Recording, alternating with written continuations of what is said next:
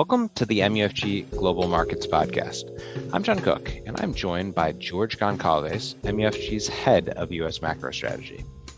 It's Tuesday, September 21st, 2021. Welcome back to the podcast, George. Happy to be back, John. Always good to have you. So the bond market has been in what feels like one of the longest sideways trading ranges that at least I can remember, and especially notable in the face of super high inflation and, as of late, volatility and weakness in the stock market as investors try to figure out how much damage unwinding and or perhaps many over-leveraged Chinese property developers causes. So despite all this, the long end of the curve, long end of the Treasury curve, call it 10 years and out, has largely been stuck. So let me get into the question. We're coming up on some key events like the Fed, and we can touch on that later in the podcast. But as the trading days left in the year kind of quickly dwindle, I guess the question is, will rates ever move again? I mean, will Treasuries sell off as so many thought they would earlier in the year? Or are we in a bizarre world where the market itself is executing yield curve control, rather than the central bank? Yeah, no, this has been our struggle now. I think it's going on almost 2 months, really, since the summer when we got to the lows and rates and been trying to make a move higher. I think it's good to take a step back and try to parameterize what we've been going through and then look at the charts. I mean, I think the charts actually at this point actually do give us some good guidance. If you kind of zoom out, even though it's felt like a long trading range, we've seen moments like this before, so that's not completely unusual. However, when they linger for as long as we've been in this tight sort of range, when we do see a move, the next move usually is pretty sharp and quick. It's not this kind of continuation of just grinding away. Whatever happens next will be a pretty sharp break in one direction or the other. So that's why it's super critical to try to understand what would be the catalyst that would take us out of this range and try to understand it. If you kind of go back and look at the 2016 example, when you had an equally large or even larger sell-off in rates around the 2016 election and the hopes of reflation back then, you saw a pretty big sell-off in rates, consolidated for a while, and then a rally that basically lasted a full year, but it was never really a tight range, and it went down lower. But in that environment back in 2016 and 2017, the key large kind of technical moving averages like the 50-day, the 100-day, the 200-day really didn't cross each other until about 6 or 9 months after the initial big impulse higher in rates. Whereas if you look at what's happening now, given the big sell-off that we had earlier in the year around Q1 and early Q2, the fact that it didn't stay up there long enough has resulted in, at least now, the first one was the 50-day moving average coming back down and crossing actually the 200-day moving average. And if you look at the 100-day moving average, it's now converging with the 200-day moving average, which is still in an uptrend. So this is really super critical. I mean, these things kind of project into early October, and there's a number of things that we have to get through from now until then that could dictate where we go in rates. And the big ones are what's happening overseas in China and how markets get a grasp of what's going on there. Is it really the start of something bigger? Will it lead to further risk off in financial assets, and which typically should be net positive for fixed income products like the long end of the curve, and that would then negate this channel that we're in and probably see a sharper break lower in rates. But we also have the debt ceiling and the political wranglings down in DC, and when will they get these fiscal plans in place? And then we have the Fed, right? So, and plus, of course, there's always these are the known unknowns or the known knowns that will drive price action, but there's always things that we're not foreseeing, which could always come and impact markets.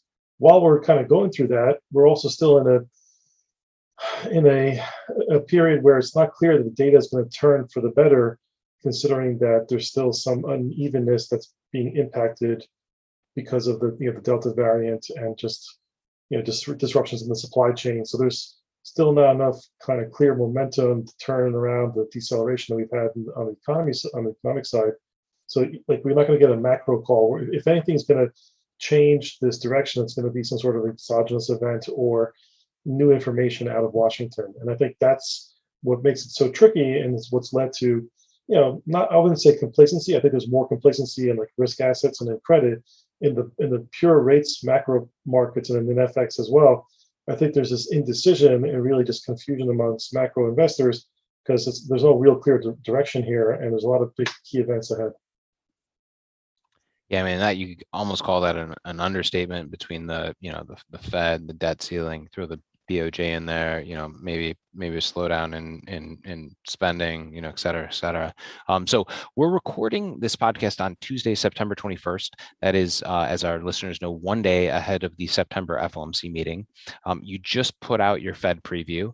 Why don't you quickly take our listeners through what to expect from tomorrow's Fed, or I guess this, today's Fed, depending on when you're listening to this thing, and what are the risks, both from a dovish and a hawkish perspective? Sure. Let's go through the baseline and really focus on the three key things. This is a quarterly FOMC meeting, so they're going to provide new economic projections as well as the infamous interest rate dots, the median forecast for interest rates that Fed policymakers contribute into. And this specific meeting in September, and that's when they launch the new upcoming next terminal rate, which will be the 2024 dots. So we're going to get a glimpse into their thinking about where rates will be in 2024, an additional year forward. And as you remember, at the June meeting, and what really has created some volatility in the rates market around Fed meetings was at the June meeting, they collectively, again, not in coordination, but collectively the median dots came out to projecting 2 hikes in 2023. And that's really what got the markets really focused on the Fed's in play and potentially going to move quicker towards a tightening campaign. So if we get any sort of guidance on what their intentions are for 2024, is it going to be kind of a methodical rate rising campaign similar to 2023, where they project 2 hikes or more, which will be very hawkish, or do they kind of not have enough visibility or clarity to make a strong call on where rates should be, and therefore most of the forecasters take a more conservative approach, a dovish approach, and we only see like 1 hike projected for 2024. So the dot plot this time, it always matters, even though if Fed Chair Powell says we shouldn't look at them, the markets are obsessed with the dots and they will look at them, and it does give at least some perspective, and the overall short-term interest rate markets do key off that information, or at least try to get some sort of validation of where pricing is, to see if they're that far away from the Fed. And then, the other 2 things, which I'll say towards the end, but the other thing is the statement. The Fed's mantra has been all along that inflation is transitory. I mean, how much longer does it have to remain high before it becomes more persistent? And how do they characterize the whole inflation as transitory thing is going to be important. Meanwhile, the economy has started to decelerate a little bit, and we had a weaker NFP than expected coming out of the August number.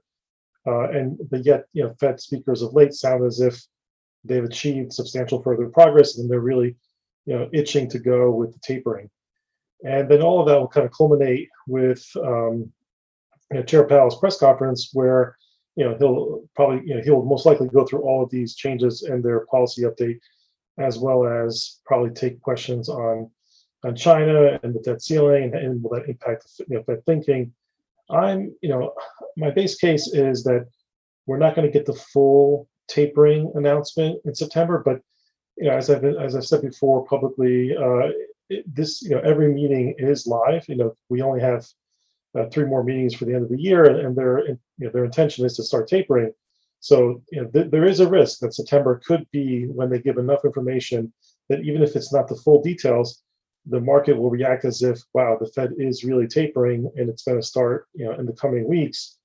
And that's where we get the tapering announcement, or the tapering effect actually starts to matter for markets. They could, of course, obviously give us the full breakdown and the process and procedures where you would get a separate link from the New York Fed. That would be like the most uber hawkish event that I can think of. But the more likely base case is that to give us the details, there's a risk that the 2022 dot could also tip over towards 1 median hike. And if the 2024 dots actually come in with 2 hikes, that plus taper discussions would be pretty hawkish as well. And so I'm kind of leaning more on the hawkish side that this is their time now to put in place their plans for both tapering as well as make these dot adjustments, which they can always change later on if they have to. But this is where we're at, and probably waiting or delaying. Although they get the benefit of more information on the economic side as well as what's going on globally, then it kind of brings them back to this world of always dragging things out versus just moving on, where they can clearly make the case if they were to taper or get the tapering pieces in place. They can make the case that, look, tapering is not necessarily tightening. We're still going to be buying 105 or whatever billion per month when they start the reduction, which we think is going to be about 15 billion per month. They're still doing easing, just at a much slower pace, and they can then start changing the conversation away from focus just on tapering, but more towards getting the economy to an even stronger place, so that eventually they can tighten. Either our base case is still early 2023, but if things were to improve in 22, they could always pull it forward if they were to finish early. Yeah, I mean that's you've made the point before, how there's over $1 trillion sloshing around in the Fed's reverse repo facility, and how the Fed maybe actually should have done this before. Seems like a lot of reasons for them to do it, but certainly a lot of risks associated with it. So to our listeners, I would encourage you to check out George's September FOMC preview and market implications publication. And if you're not getting it, reach out to George directly, myself directly, or your MUFG sales rep. And George, great having you on the podcast. Thanks again. Thanks for having me, John. Thank you for listening to the MUFG Global Markets Podcast. Rate, review, and subscribe on Apple, Spotify, or wherever you get your podcasts. And reach out to your MUFG sales rep for any further information. Check back soon for more insights from the Global Markets Research Team.